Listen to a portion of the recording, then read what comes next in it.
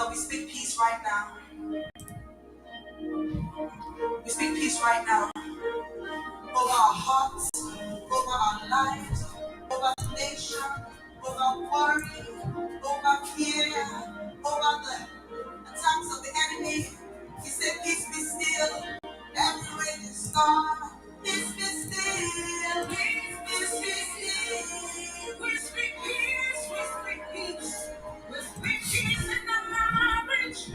We speak peace in the broken situation. We speak peace in the financial situation. We speak peace in every situation. Peace, peace. As we speak the word of God says that you're the head and not the tail. The word of God says that we have overcome. The word of God says that the works of our hands are blessed. The word of God says that we're like a house that is set on a hill. The word of God says that our God is like a shining light. Peace in every situation. Peace in every situation. Peace in your home. Peace in your body. Peace going out and coming. Peace in every situation. We speak peace. We speak peace. We speak peace. Receive the peace of God. By His word. By His spirit. Receive the peace of peace. Oh, we worship. We believe so. Oh, we worship. Oh, we worship. We're not anxious of anything, but we pray and thanksgiving. Father, Lord, we worship you. We worship you. We worship you. We worship you. You know what God showed me just now? You know, when people think of peace, they think of a gentle breeze. But can a gentle breeze fix their problem? So we are talking about peace. People like peace. You know the kind of problems I have. But see, peace is a very force of heaven. The only thing that one can compare peace to is an atomic bomb. When a bomb that's atomic is being released, the waves freeze. That's when Jesus said, peace be still. Do you know how much force it takes to calm a storm? That is the peace of God, the very power of God. God Himself stepping into a situation in all His power. That is the peace of God. Oh, there is power in the peace. Oh, there is power in your peace. Oh, there is power in the peace. We release by our word. We release by our prayer. Oh, there is power in the peace.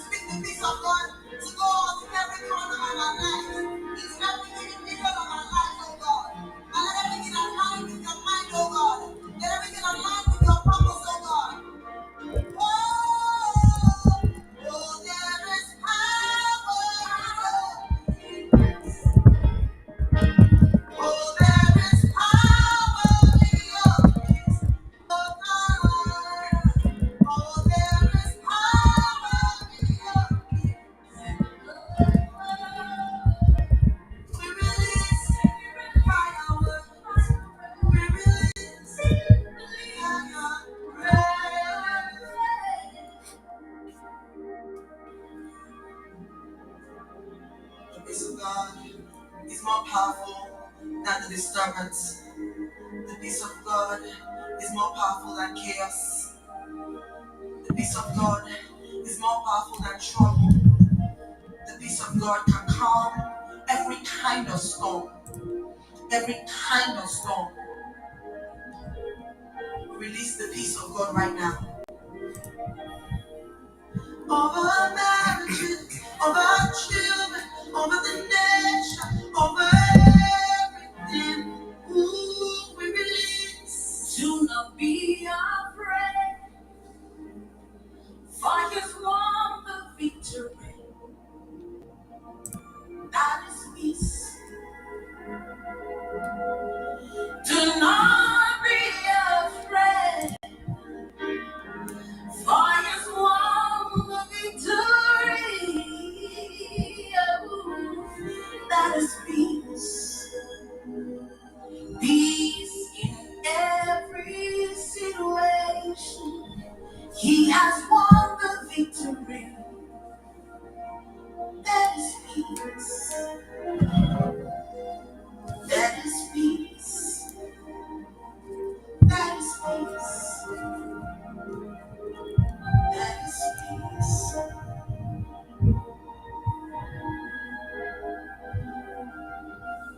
The confidence, assurance.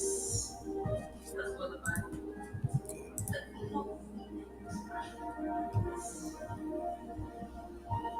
That is peace. Peace that assured Joseph that even in the prison, that he was going to the throne. Yes. That it didn't matter how long it took, that he was still going to go to the throne. That was peace. Confidence, assurance. That God is able to do what He said. It doesn't matter how long. But I'm going to wait because I know He's going to come true. That is peace. Yeah. And we worship Him with confidence, assurance. I'm not sure if you heard what the woman of God said, but she said peace comes from her knowing that He's going to come through. I look back over my life and consider so many things and things that I've been through. Even as I go through things going forward, I'm encouraged because I know that God has shown up so many times in my life. And if He has shown up for you, I need you to blow up this chat with some praise and some worship. If you have seen God moving in your life, I'm not talking about what's going on right now. I'm just talking about in times previous where God showed up and you didn't think He was going to show up. You didn't know how it was going to happen. You didn't know if you were going to make it. Didn't know if you were going to open your eyes the next morning. Let's talk real tonight. I wasn't sure if I was going to wake up in the morning. But morning came. And you opened your eyes. I didn't know how I was going to make it to this point. Didn't know if I was going to make it to this point in my life, but I opened my eyes.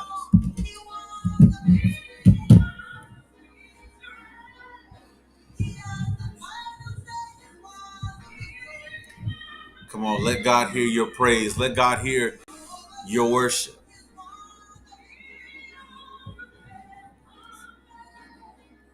There is a peace attached to your worship tonight. There is a peace that is designated for what you're going through right now. It is attached to your worship. It's attached to your worship. No, I asked you to put it in the chat, but don't put it in the chat if you're not going to say it out your mouth. There is a peace attached to your worship. And it's for what you're going through, the challenge that you're facing right now.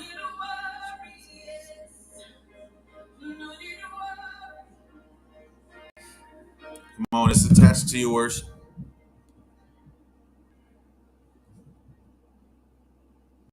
It's attached to your worship. It's attached to your worship. Hallelujah.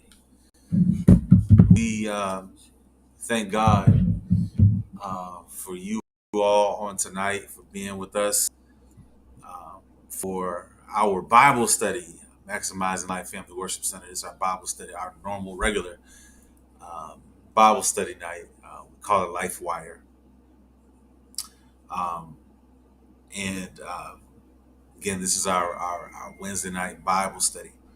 I'm trying to maintain my composure, if I'm going to be honest with you all. I'm a worshiper before anything else. Um, but I know we have an assignment tonight.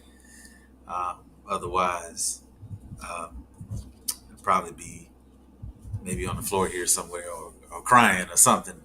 But I have an assignment tonight. And just like um, I gave instruction that to Minister Dominique, God bless you. I see you coming in. Great timing. I remember when she preached her initial sermon. Man, it's coming on 2 years. 2 years is coming around crazy. Fast. It is. I remember I told her I was being a little rough. I was being a little rough. I said, "Don't cry. Don't cry." And she made me so proud that day. I told her not to cry, but my eyes was welled up. And she preached. Yeah. Tears were streaming down her face. I will not. I will not forsake the assignment. But she ain't cried. And here we are, a few months away, because months go by fast. True. A few months away from her second anniversary, and ministerial anniversary, and she reminded me that she remembered that those couple of words I said before she got up the first time. So MD, I'm on assignment, so I can't do it. I can't do it. But again, thank God for you guys being with us on time. I had to lighten the mood, man, because I was really pretty close. But we thank God for you guys being with us, and don't put, somebody already put it in the comment. I can feel it. It's all right, Apostle. Go ahead. It's all right. No, I got an assignment. I got an assignment. So we've been talking about freedom and the different components to it, if you will. We've probably changed what they are every week.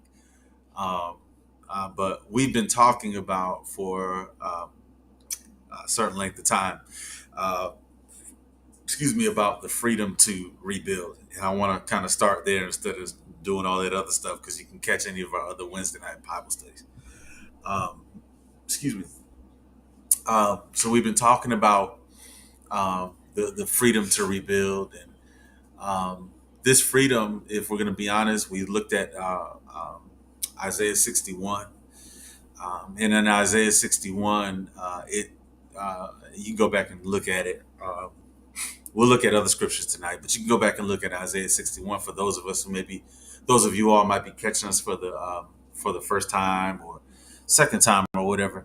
Our foundational scripture for Bible study has been Isaiah 61, where it states Jesus' purpose, his assignment in the earth, and that particular text, or that particular scripture, a chapter, couldn't have come at a better time. And let me be me. Just walk with me a little while. It couldn't have come at a better time. And only a few people on the line. And if you're a part of a few people, I need you to let me know. But only a few people understand the encouragement that comes from a timely word from God. When, let's be honest, I lost my hope. I was about to give up on a situation, about to give up on life, or, whatever it is. And here comes this word, simple word that just changed the course of your life, or change the your direction, or just change your perspective, change the way that you thought about a situation, it did something, just a timely word that just changed something about you or something about the situation. And that's what Isaiah 61 is. And, even if we can't even get, you know, we go back and we read the scripture and I don't get it, apostle or man of God or whatever you want to call me, to Omar or whatever, I don't get it. That text don't necessarily apply to me when I just kind of read it straight up. But if you ever had received a timely word from God, then that's what Isaiah 61 is and was. It was a timely prophetic word. It hadn't happened yet, but the encouragement that came through a timely word changed the life of millions of people. And so that's again what Isaiah 60. Rhema. It was a Rhema word. It was a right now word. And the word was the assignment or purpose of Jesus's ministry in the earth. It was to do this and to do that. And part of that was to help the people, the children of Israel, understand that they had the ability and the freedom to rebuild, rebuild their life, rebuild, whatever it is. If you've ever been in a place in your life where you've had to rebuild something, talk to me. I'm trying to get you to talk to me in the chat. And that's what it was for the children of Israel. They were at a pivotal moment in their life where they knew they had to rebuild. And if we're going to be honest, if you really read the text, they were about 50 years into rebuilding. So it wasn't something that they just started doing. And this is where the discouragement set in because they had been trying to rebuild for 50 years. Nothing happened. So here comes this word after 50, finally. Can you imagine what the people are thinking? Because they're looking for God. As a matter of fact, part of the instruction, or it was an instruction from God. Let's be honest. And even with the instruction, it's like they got the instruction or they got set free, if you will, from Babylonian captivity, and they're trying to rebuild their life in the place that God promised, but nothing seems to be happening. It's not happening the way that they expected it. I thought because God said so. I thought because God told me. I thought because God showed me. I thought, because the prophet prophesied, because the man of God or woman of God, said something, and I followed the instruction. They told me if I'm just obedient, then I'll eat the good of the land. They told me that obedience was better than sacrifice. They told me this and they told me that, and I did it. But I'm 50 years in on obedience. I'm 50 years on following the will of God for my life. I'm 50 years in on following the assignment. I'm 50 years in on doing all of these things. If I say 50 one more time, I might go up to another place. But they're 50 years in. I told you I wasn't gonna say it no more. And finally,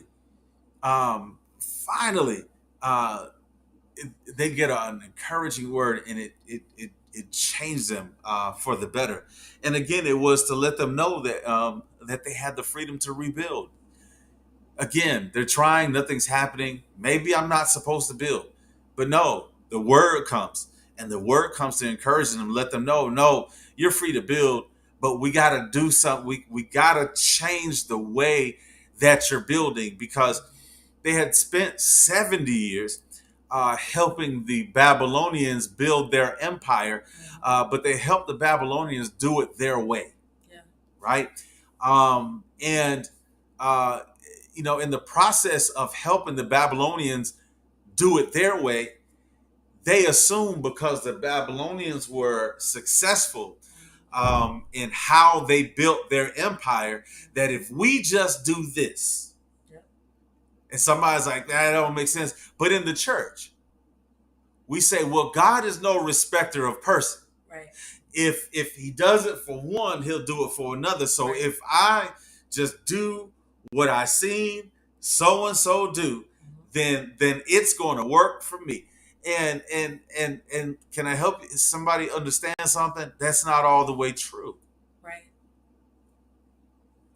And we see that in this particular instance in Isaiah 61, because again, they've been building for 50 years, but they tried it the Babylonian way, and the Babylonian way was different, because the Babylonians, they plundered, they took whatever was good from another city, from another village, from another land, or another group or set of people.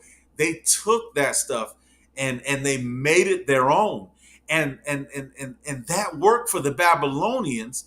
But it wasn't going to work for the children of Israel, because God didn't build them that way. He didn't build them to plunder. He built them, or he made them so that they could build from the ground up. They were foundational workers, as opposed to the Babylonians, again, who plundered and took whatever they wanted. But we found out in the process of Bible study that the Babylonians, that plundering style that they use became a mindset. It was a style for the Babylonians, but it was a mindset for the Israelites. Right. And this mindset caused the caused the Israelites to miss what he was trying to do in their life. And so we've learned what that plunderer's mindset by what it does, right? Because a lot of us, all of us admitted that in some shape, form, or fashion, that the plunderer's mindset, that we've operated in it, or it gripped us and we didn't even know it, because we were trying to fight this spiritual battle. Right. Or we was trying to, let me rephrase that, we were trying to fight this soulish battle in the spirit realm. We started slinging blood, and we started fighting this spiritual warfare. We talked about this in the church so much. Oh my God, I'm almost tired of it. But we talked about this spiritual warfare. But the plunderer's mindset is not in the spirit realm; it's in the soulish realm. So we have lived, and I'm included in we have lived, and I'm talking about Christians and believers universal. We have lived defeated lives because the pastor or the preacher or whoever taught us how to fight spiritually, but we didn't know how to overcome in the soulish realm. Right. And this is why, was it Jude verse 2, I believe it is. This is why the writer, which I believe was John, wrote penned this letter to the elder Gaius, saying, beloved, I wish above all things that thou mayest prosper and be in good health, even as thy soul prospers. So, Right. So he was talking about, not prosperity, but soul prosperity, how to prosper in our minds, our wills, imagination, intellect, and emotions. These are what make up the soulish realm. And so again, we've been trying to fight this spiritual battle in our mind. It don't work. We've been trying to fight this spiritual battle with our will. It don't work. We've been trying to fight this imagination battle, in the spirit. We've been trying to fight our intellect in the spirit. We've been trying to fight our imagination in the spirit. And y'all, that's not where that fight is fought. Nope. It's a soulish thing. And so that's why he writes and pens this, talking about this soul prosperity. So it means that I have to, get control of my mind. Right. I cannot allow my mind to think what it thinks. I have to capture 2 Corinthians chapter 10. I think it's verse 4 and 5, or 4, 5, 6. That talks about casting down vain and wicked imaginations. So I have the responsibility of controlling what my mind thinks. It doesn't just, well, let me rephrase it. It can go where it wants to go, but I have the authority. You have the authority to stop it from going where it wants to go. Now, real quickly, and I need you to do it. Come on, work with it. Work with it. Close your eyes for a second. Close your eyes. Close your eyes. You peeking at me. You ain't no way. I'm using my face. I'm touching with my face. Close your eyes for a minute. Just trust me for a second. I promise you, I'm not gonna hit you. I can't. Close your eyes for a minute. But whatever you do, don't look at that pink elephant. Oh, gosh. Don't look at the pink elephant.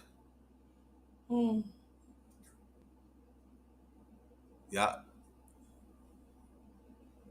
All right, open your eyes.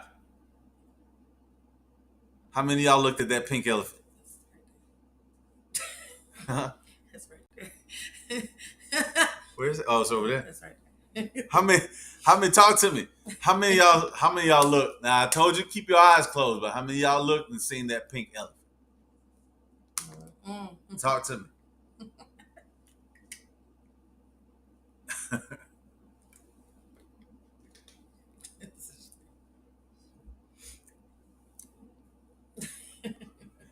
Now, in real life, I've been using that for years. It works every time. In real life, how many of us seen a pink elephant? Real life, not a cartoon. Real life. I'm hopefully nobody. What pink elephant? The one you saw.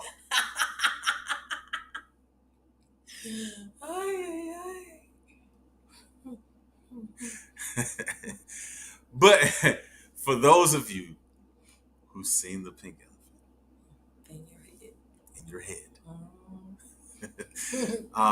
yeah, it was in a room right there with you, Daryl. How did it even fit in there? But it was there.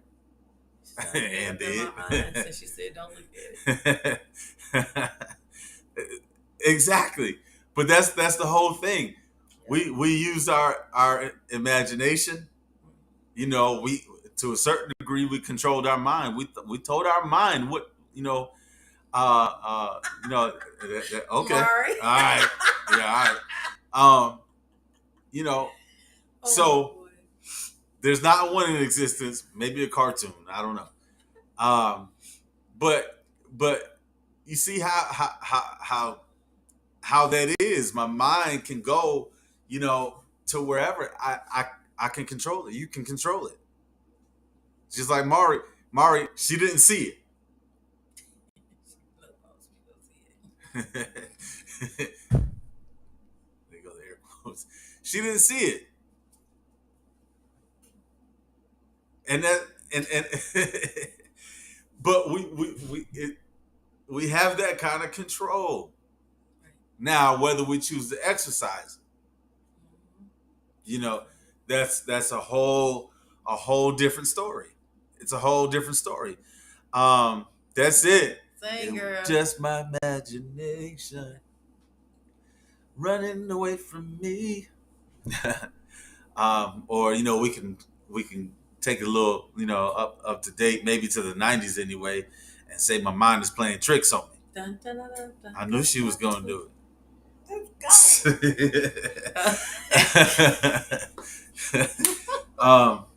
I still remember all the words.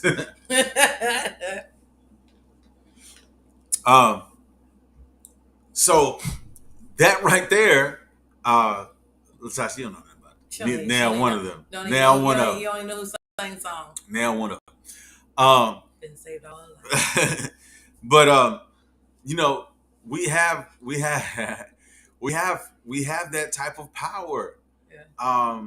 But man, we got into the church and we almost, to a certain degree, we got so Lord have mercy, so spiritually, so spiritually intelligent, that we forgot how to either see or not see, pink elephants. Right.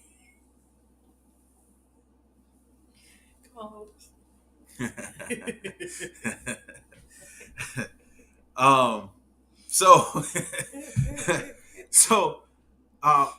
we've been duped, we've been defeated, because man, we got so spiritually equipped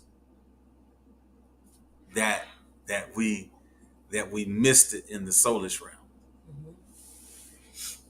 We missed it in the soulish realm. So again, this was the children of Israel. They took on this mindset, um, and they couldn't shake it off. And so that was again part of Jesus' ministry to help them shake it off. So we learned how that mindset moved, that plunderer's mindset. It moved. It moved. Well, let me rephrase. Let me back up a little bit. We were able to recognize that mindset by how it moved, by what it attacks. And we looked at Genesis 34, and in that scripture, we found out that it's after our children, it's after, it's after our stuff, it's after our children, it's after our spouses, it's after our houses, right? In other words, it's after my future, or it's after my ability to make money or produce. It's after my future. It's after my commitment. It's after my consistency. Those what those four things mean: my stuff, my children, my spouse, my house. Again, that's my ability to make money. That's my future. That's my commitment. That's my consistency. Those are the four areas that mindset is after. It's after that way of thinking. And don't fool yourself tonight. Don't be like me, because I fooled myself into thinking that like the people around me had the plunderer's mindset, and I didn't. Right. Nah, man, you can't. I'm a pastor. There's no way. Yes, way. You know, and it took me, maybe a couple years ago to like, oh, wait a minute, hold on. This is in me. Hold up. This is me. So it took me that I had to have a moment, and I had my moment. I didn't let the moment have me. I had my moment. Yeah. Um, when I opened my eyes in the morning and began to talk to God, or really listen to God, um, he he gave me a plan and an idea, and it changed overnight. Like Right. literally, it changed my mindset on how I needed to handle certain things in my life. And I've been holding on to it. To God be the glory. But I did exactly, what we seen in First Samuel chapter 30. I'm going through our text that we've been through. In First Samuel 30, we found out how to do something about this mindset. Right. Because okay, I see how it moves. Oh, wait a minute. Now that I know how it moves, dang, it's in me. Ah, shucks. um, so we looked at First Samuel 30, where David, was on his way back to Ziklag, and when he got there, it was up in smoke. He had lost all his stuff, along him and the men that were with him. His their houses were burnt up. Their wives and children were gone. So all four areas of their life had just been impacted all at one time. And it was crazy, because especially for the guys that were following David, because um, they were following David. They were following the instructions. And what do you mean I'm following the instruction and this happened? You mean to tell me God would give me an instruction that I actually went and did, and while I'm out doing it, something else is trying to come into my house and attack me there, even though I'm out here following the will of God for my life? Huh? Where'd they do that at?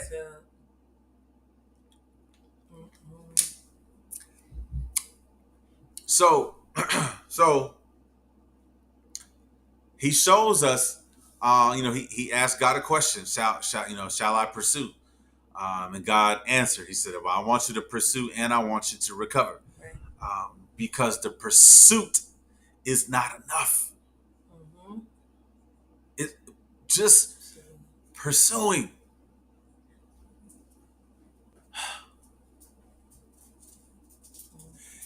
Y'all watch the movie In the Pursuit of Happiness? And one of them tear jerkers, man has got this great invention.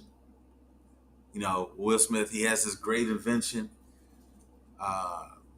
Some type of medical thing was X-ray. I can't remember what it is now. I think it was some type of X-ray thing. And he put his whole life into it, trying to sell these things to doctors, and people were not really wanting to buy it. He was down to his last one, and he literally became homeless. Him and his son, sleeping in. I'm well into like 3/4 of the movie now. Finding himself, in a public bathroom and locked the door. And, he's sitting up while his son is laying on him, and he's going to sleep. And he's telling, this part of, he's telling his story. He's like, this part, this is this part, this is that. In the end, he was like, in this part, I'm happy. Right. But the whole movie was about his pursuit of happiness. Right. And in the pursuit of happiness, he had a place to stay. Yes, Mari. Yes. In his pursuit of happiness, in his pursuit of, being this great grand entrepreneur, he had a place, he lost it. He had a wife, he lost it. Right. He had all this stuff, he lost it. He had a job, he lost it. He had all this stuff, but he lost it, and it was in his pursuit. Yeah. And y'all, a lot of times we settle or we become okay with just pursuing our dreams, pursuing being entrepreneurs, pursuing this and pursuing that. And as long as I'm pursuing, I'm okay. And God's response to David, because David would have been okay if God would have just said, go ahead and pursue. Right. Because in the midst of David asking for the permission to pursue, he never really asked God, what am I to do if I find it? That part. You ain't done nothing until you recover. Oh. And so some of us will settle with oh man. Jesus. We'll settle with, well, I'll create the Facebook page for my business. Right. But you don't market. I'll get the website for my business. But not go through all the steps. Let me get the ITN, let me get the this, and let me get the that, and so on and so forth. Because I can assure you, when we went to go, when we got the word to start Maximizing Life Family Worship Center, I need you to understand, before the first Sunday hit, we had all our ducks in a row as it pertained to the state of North Carolina and being a non-profit, registered, or whatever you want to call it, nonprofit organization. Yes, sir. Indeed. Indeed. Because it wasn't just about, let me just do what God instructed me to do. Right. I mean, there's more to it than just, okay, God, I give you my yes. Come on, boys. Or we were in service and whoever said whatever, and you received it, and they said, well, all you got to do is, say yes. And we, there's work after yes. And we were like, yes. There's work after yes. In service. We might as well be singing a song. All you got to do is say yes. Wait a minute. Jesus.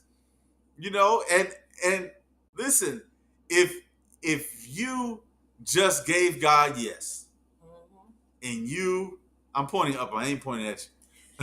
If you gave God your yes, and you didn't do anything behind your yes, then you've only pursued and you haven't recovered. Right. Right.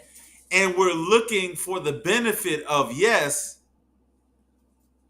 but we have the benefit of the yes, but haven't done anything for my yes to produce. Mm-hmm. Yep. Because that yes is not just yes to God, like surrender. It's also saying yes is saying I say yes to the work. Mm-hmm. It's not just like yes, Lord, yes, Lord, yes, Lord. It's I say yes to the work that's required to fulfill this call. So they say half a truth is a whole lie. Yes, that's the truth. That's the truth. Um, yeah, you're right, Elder Janelle. Many don't get on paper before they get in the pulpit. Yeah. It's a process, man. Like I know you got the anointing. We don't deny it, but like go like for real. go, Yeah. go through the process, man. It's Um, serious. I mean, I know you're anointed. I know you got the Holy Ghost. I know you hear from God. You probably can preach too. Mm-hmm. And I don't doubt any of that stuff. Um, but it's really okay to go through the process. Jesus did. Right. It's really okay. Paul did. Right. It's really okay. All the disciples did. Mm-hmm. So anyway, God says, I'm gonna do you one better. I'm gonna give you the answer you're looking for. Pursue, right? But I want you to recover too.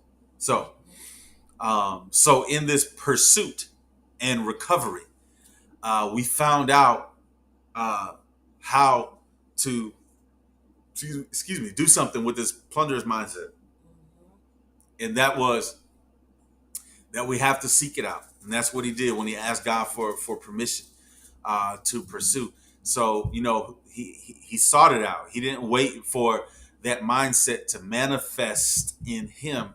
He sought it out. Okay, so it's after. So maybe it's after my goods, my stuff, my children, my spouses, my house. It's after those things. So let me look before I start trying to point at everybody else. Let me look at me and make sure that the decisions that I'm making, the things that I'm doing in my household, or whatever the case may be, that it doesn't look like the plunderer's mindset. So he sought it out himself. Let me go find it. Right. Then after he finds it, I don't want to get too caught up. After he finds it, y'all, he attacks it, but he doesn't just, oh, I got it, let me go. No, he studied it for a night. Right. In this case, it was the Amalekites. Yeah, right, Taryn. Yeah. Um, and they were out there celebrating, their victory over David, and the things that they took. And so they were drinking, got drunk. David says, nah, we're not going to attack them now. We're going to wait until morning, until dusk, and we'll attack them, because right about that time is when the what do you call it? The hangover should be kicking in. Mm-hmm. And so the Amalekites are awakened. The children of Israel, or the few men that were with him, woke up the Amalekites, and sure enough, they were in, they were hung over, and they were able to kill them all, right? But they strategized, because Minister Shakira said it. But they strategize. Right. Yeah, I'm gonna attack it, but let me strategize. How can I attack it? Right. Right. It's like making that decision, Pastor B, to I want to do better with my with my money, my finances. Okay, great. That's a great want to. Right. How? How? Same word is it.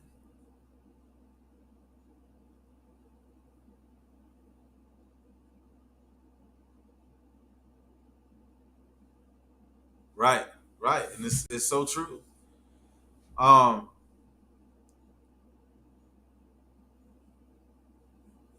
maybe I'm missing the question. I see the question. Mhm. Or maybe you're She's reading saying it different. basically it says, so what is the work? So like basically like what would be the steps? The steps depend on what it is. You know, for instance, if I'm saying yes to ministry, and my first step is to become a licensed minister, the requirements of a licensed minister is going to be different than the requirement of an elder. It's going to be different than the requirement of a pastor. So, really, what it would entail is, kind of like this is my first stop or this is my first step.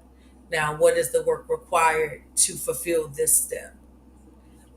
Because, when I was preparing to be a minister, they weren't giving me catechisms for elder because I was preparing to become a minister.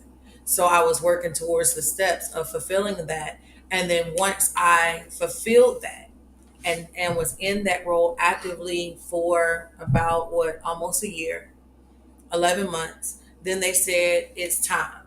It's time for you to prepare to become elder. And then from that point, I was trained for that next portion of ministry of elder. Then it turned into, we're progressing, and now we got to begin to shift into the place of pastoring. And and the truth be told, even in all of these places, in all of these roles, and in all of these preparatory adventures, if you will, you're not going to learn every single thing you need to know for that thing. There's going to be some things that we only learn by experience. So, depending upon what it is, kind of determines what the steps are going to be. When it comes down to, like for instance, Mari, her main thing, her main area, if you will, is intercession. And so, because of that, a lot of those steps are going to be consecration. A lot of those steps are going to be learning the difference between is the way I'm feeling me or is the way I'm feeling the people I'm praying for. Um, when I'm going through a place, is it me going through this place or is it other people that I'm assigned to pray for going through this place, or is it a portal that the enemy is using to gain access to me so that I can be off my post? All those things have to be considered. And so it's different depending upon the individual, but a lot of it also depends on the track that you're on and what you're trying to do. If it's a business owner, then their track is going to be different than intercessor. It's going to be different than whatever the role is. So a lot of it is dependent upon the role. Now, as far as MaxLife, y'all know we do actually have a leadership class that we have taught before, and things like that, and different levels of leadership, different things that we discuss and talk about. And so that's also offered in that vein. And that's part of the reason why, because a lot of us have said yes and didn't know all the steps. We have said yes, and maybe your mama and your daddy weren't pastors or elders or ministers, and maybe you are the first one really in your generation to approach it. And so, because of that, you don't know what to do.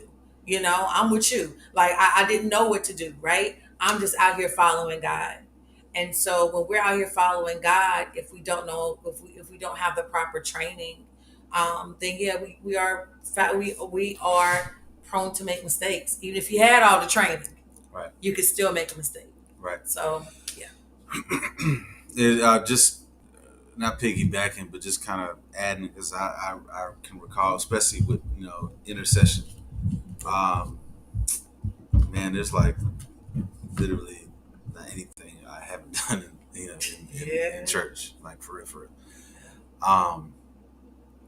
But I can recall talking to Deshauna one Sunday morning. I think it was at church for sure. But something that God gave me, especially as intercessors, we have to figure out whether especially when certain things hit our life, we got to learn whether we're supposed to like experience pain or process pain, right? And as an intercessor, I'm trying to figure is okay when I say experience pain is this mine, Right. that I have to experience, or is this something that I have to process because it's somebody else's, Right. right? Um, and so that's part of being an intercessor, and it's why you know our moods can swing, our emotions can swing, from one spot to the other, um, and it's because sometimes it's like, all right, is this pain, is this for me, or doggone it, is this from somebody else?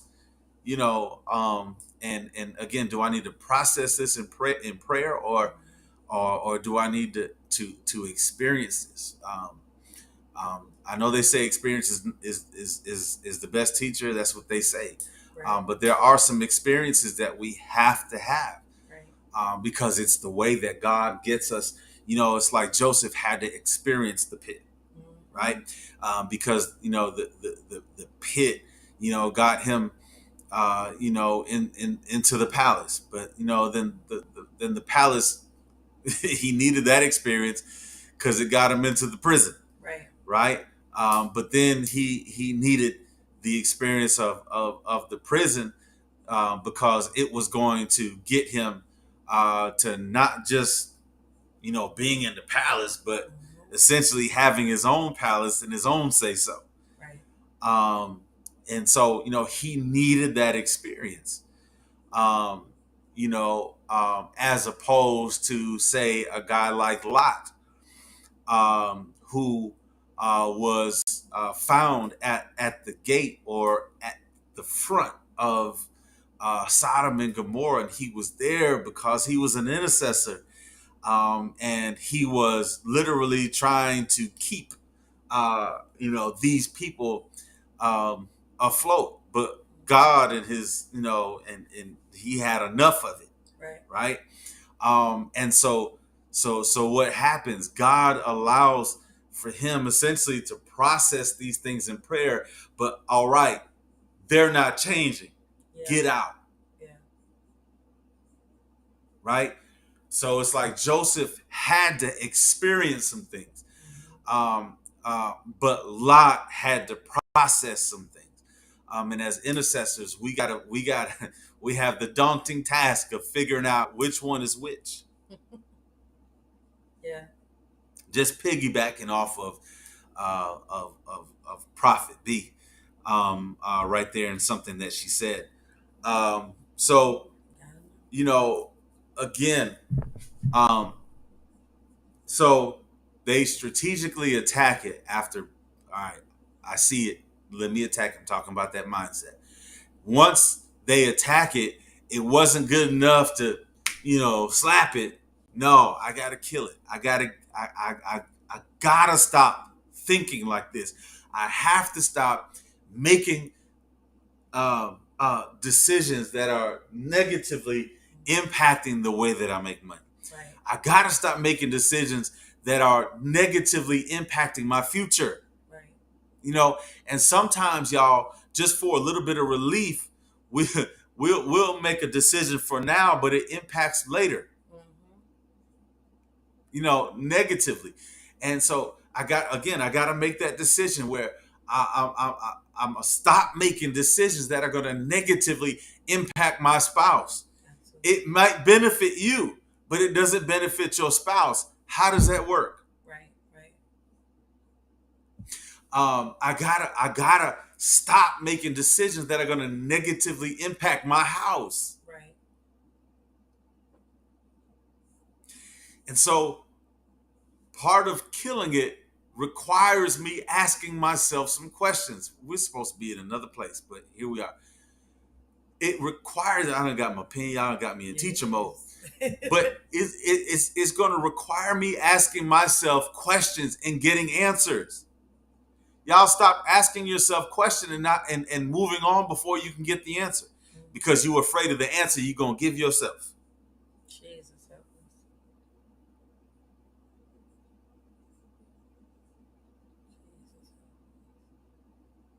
us. So because what we're trying to do is help you to think this whole thing through. I've done this with all of my children as they get older, and they become adults. Like, I need you to think this whole way through, this whole thing through. How you gonna get there? How you gonna get back? Right. So on and so forth. Yeah. Right? Because if it's going to impact me, the house, then I think I need to know about it. Because I might have something going on. Right. So I have to ask myself, those probing questions that we've been talking about at MaxLife and Citadel of Joy for years. Yeah.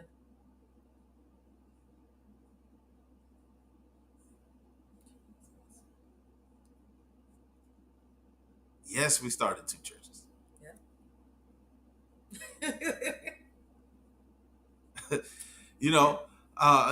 Well, how is this going to impact my house? How is this going to impact my ability to make money? How is this going to impact my future? How is this going to impact my spouse? Or how is this going to impact my commitment? Right. Like, not only did I commit to what's the word? My spouse, but I have other commitments in other areas. So how is this going to impact that commitment? Because if I made a commitment, then I'm basically saying this is what I am or am not going to do. I'm committed to either doing it or not doing it. So making this decision, how does it impact that commitment? Apostle, you don't understand. It's a great opportunity. How does it impact the commitment you already made? How does it impact? Sheesh.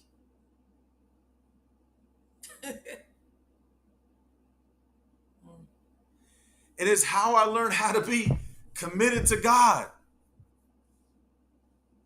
Because I started asking, well, how is this going to impact my commitment to God? How is this going to impact my commitment to my spouse? How is this going to impact my commitment to my children? How is this going to impact my commitment to my job, and so on and so forth? Right. For a moment, I had a little part-time on top of my full-time. But my part-time started messing with my real money. Right. And it started messing with the house, and it started messing with this. So I was like, all right, that's it. This bad decision. Let me digress. Yeah. And fix it. So, because somebody was like, how do I kill it? There you go. There you go. It don't mean you got to get the stank face, the ugly face. Oh, yeah, this means war. Y'all know how we do in the church, man. Yeah. Come on now. It's me. I'm church. Y'all know how we do. Let out the war cry.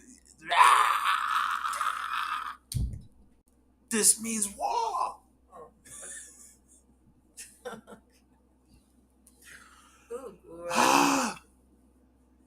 and no ma'am. y'all No ma'am. how you sound? Nah, you. Me too then. Yeah. We all going to the pew then. The next time you're up here, we're all just gonna sit down. We all gonna sit down in the pew. Everybody gonna sit down. Everybody, we just all just gonna sit here. We're gonna clap at the podium.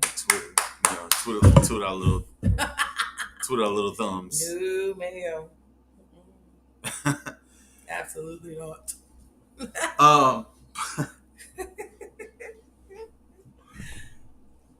But again, I was gonna do something, but I forgot. But we have to. We gotta ask. This is how we kill them. This is how we kill it.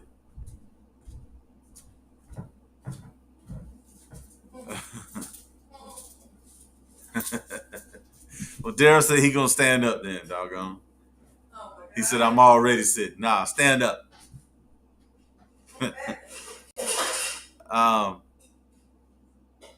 Yeah, yeah, Taj.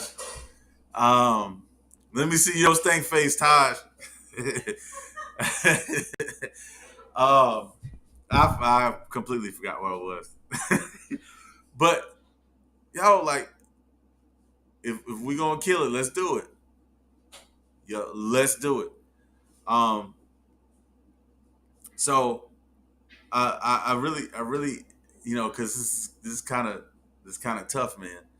Um, eh, Tasha, Mari, I tried to sit too. And it's crazy because I had, became an elder and all that stuff, and I was like, yeah, I'm done. Sat at the back of the church, but I guess my oil was easily recognizable. Um, so yeah, that didn't go far. Matter of fact, it went from sitting to, dang, I gotta launch this church. Then it came, and then it went from I'm getting ready to throw in the towel to, oh man, let me launch a second church. Lord have mercy. And again, and again. And in 2022, oh my God, look at it. It is comfortable. I love it. I love it. Y'all, I've been on a little sabbatical, if you ain't know, um, and I love it. I love it. I love it. I'm still working, but I love it. But um, uh, Janelle had the same thing, y'all. She ain't gonna say it. I tell you. And it's all right. It's all right. I wouldn't expect anybody that's called to different levels of ministry to want to actually jump out and do it, man. Taryn, he didn't necessarily. I threw in the towel. He didn't really throw back. Um, it just I threw it, but it never left my hand. It never would. Like it was stuck to my hand. God glued it, I guess. I don't know. He sewed it to my hand. I don't know. I tried, and I even opened up my hand and let go, and that sucker was still there. So yeah, I literally did throw it. He didn't throw it back at me. He wouldn't let it leave my hand. Um, yeah, yeah, yeah. So again, that's how we get. That's how we get that thing. That's how we kill it. Because I know, right? It was a boomerang. Um, um, but that's how we kill it. I know we've been talking about seek it out. Strategically attack it is the way that Latasha put it earlier in the chat. Um, and so then we talked about killed it, man. But yeah, God's gorilla glue is real, Taryn. It's real. That gorilla glue God be using. Yeah, yeah. Can't get it out. Um, so uh, yeah. So we kill it. I think I think we're gonna stop right there because all of that is new. It's old, but it's new. But I don't want to. I want to make sure that we finish Bible study in a place that gives us a license to do better. Um, and I think everybody passed the test and you got your license to do better.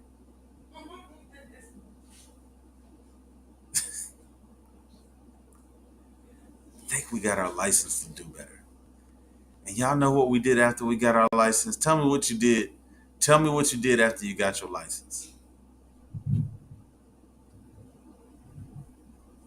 By the time Mari came back home, it was folded on the bed. Like, nah. Holy Spirit. That's funny. when you got your license, y'all, look, don't even comment. Don't even comment if you don't have your license. Some of us just drive. Uh, but just look straight ahead. But when you got your license, what did you do?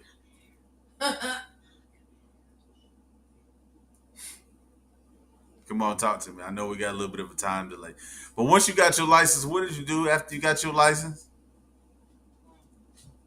No, well, I ain't talking about that though. You must be talking about your ministerial license. We can use it. We can use it. We can use it. But when you got your license, what? Okay, all right, Dominique, you got me. So whatever license you got, I don't care if it was a license to do hair. I don't care if it was a license to drive, a license to preach, a license to whatever it is, whatever your license is for. Now you find it works, and because you put it, you opened up for everybody else. All right, when you got your license for whatever it was, the, no, it wasn't hypothetical. It was literal this time. Then what did you do? I be asking a lot of hypothetical questions. Um, but no, like for real, what did you do? Marty said, "I'm bootleg."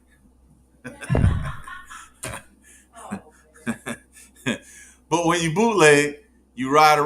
Especially with driving, you drive, but you ain't always looking straight ahead. You looking in them side mirrors. You looking in that rear view mirror. Lord have mercy. Do we need to take your license, Shakira? um, um, but you know, when you bootleg, you look. Oh my God!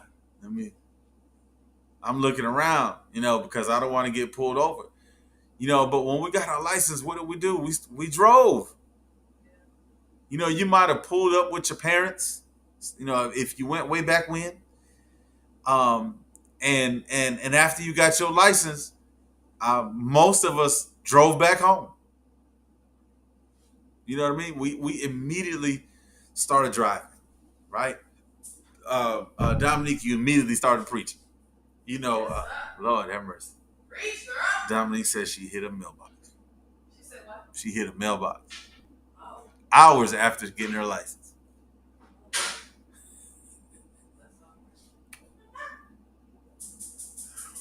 Oh man, it wasn't too long after I got mine. I got somebody hit me. Somebody hit me in the back, but it was just like a little parking lot scuff up. Nobody's thing was messed up. She said hours after she got a license, she she hit a mailbox.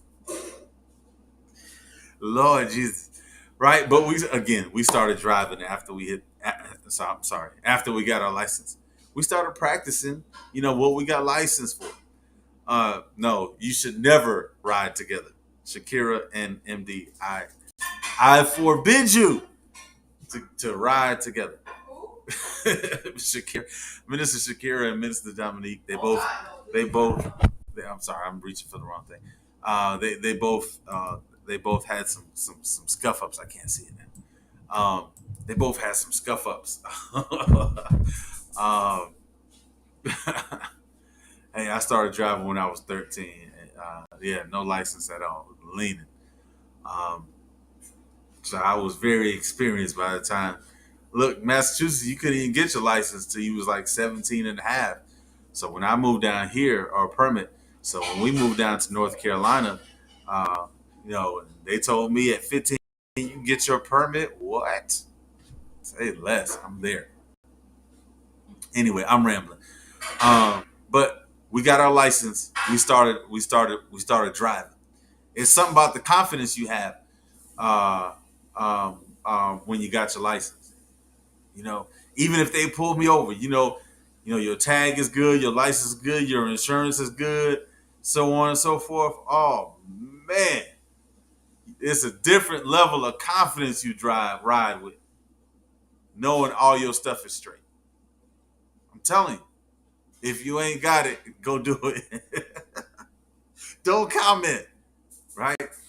Um, but man, it's this confidence you have knowing that all my stuff is straight. Um, and so tonight, you got your license to do better. Um, about that mindset. So now I can start looking at my life, looking at decisions I have made, or going to make.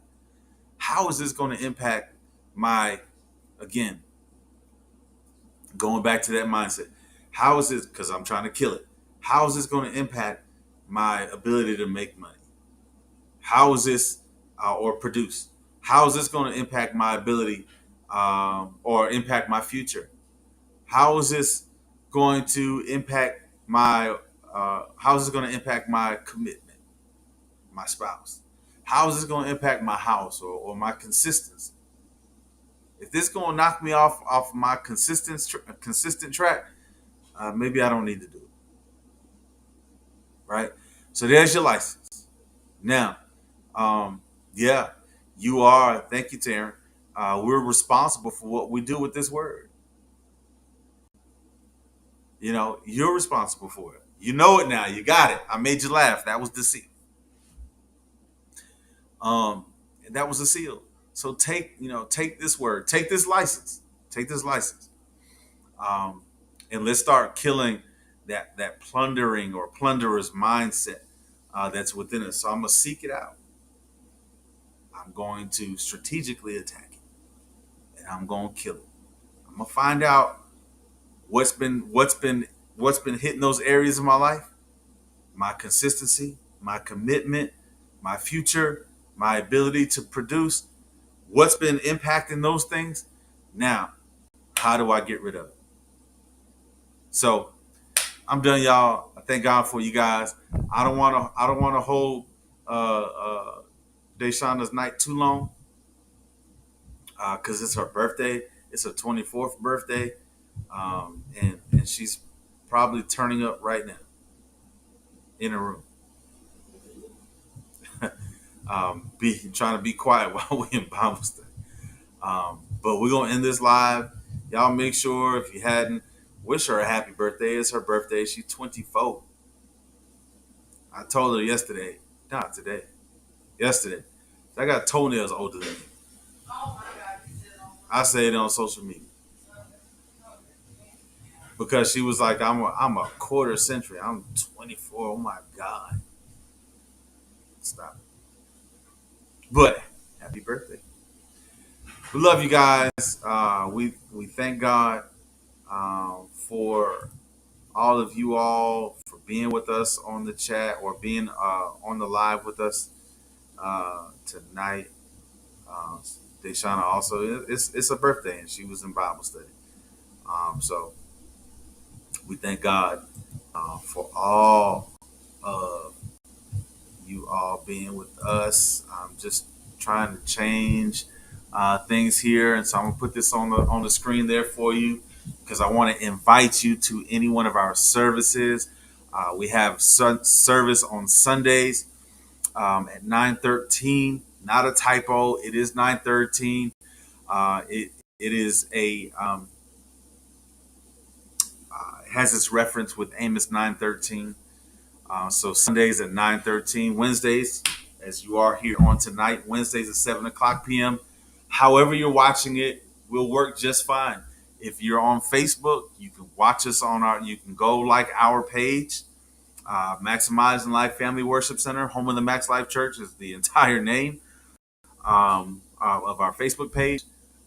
Go like that so you can get the notification as to when we are live. Also, we are on YouTube.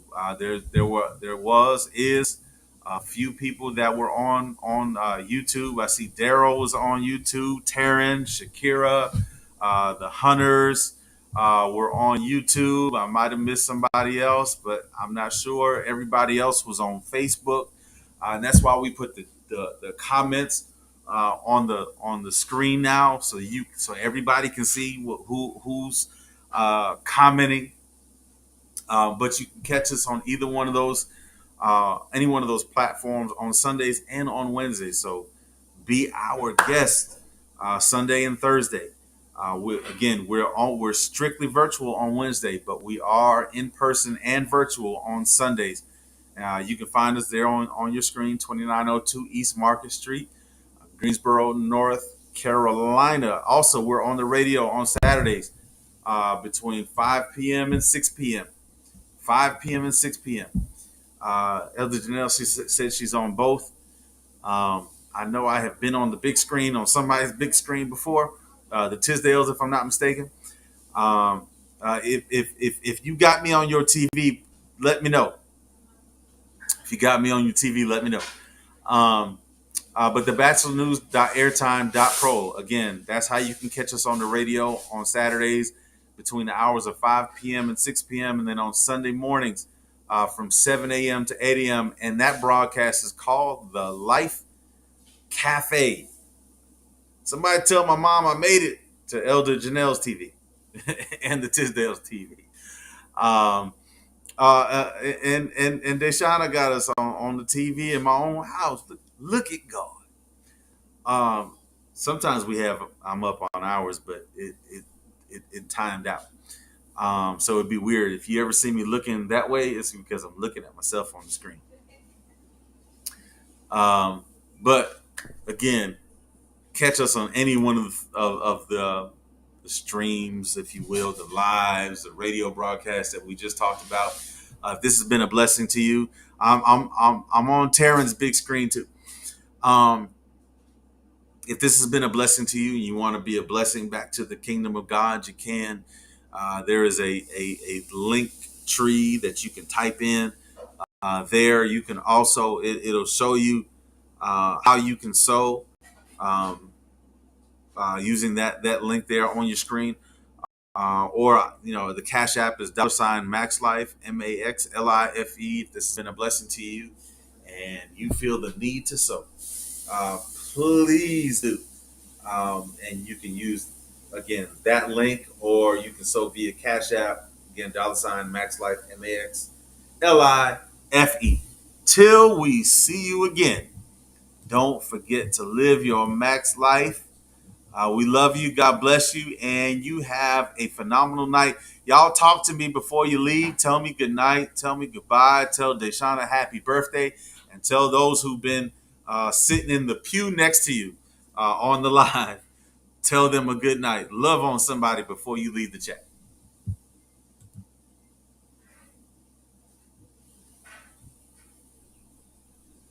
I'm quiet, but I'm still here because I want you to speak to each other.